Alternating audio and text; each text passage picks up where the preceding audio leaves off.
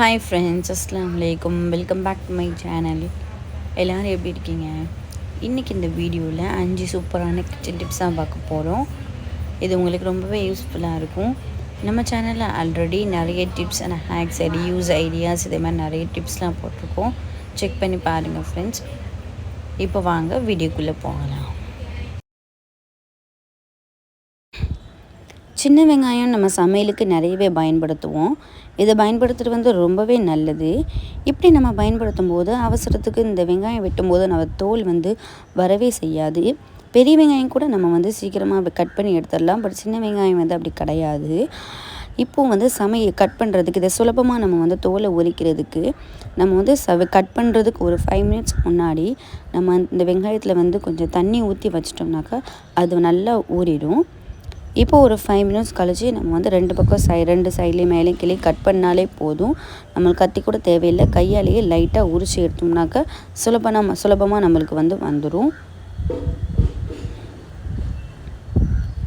நீங்களும் இதை மாதிரி ட்ரை பண்ணி பாருங்கள்.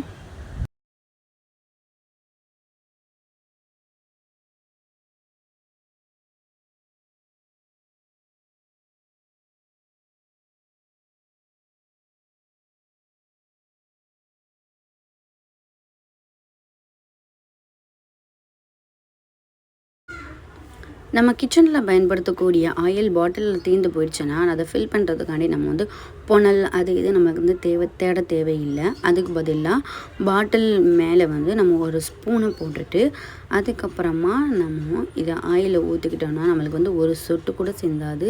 கண்டிப்பாக நீங்கள் ட்ரை பண்ணி பாருங்கள். எனக்கு கூட பார்த்திங்கன்னா ஒரு சொட்டு கூட கீழே சிந்தவே இல்லை. அந்த ஸ்பூன் வழியாக அப்படி உள்ள போயிடும். இந்த மெத்தடை நீங்கள் ட்ரை பண்ணி பாருங்கள்.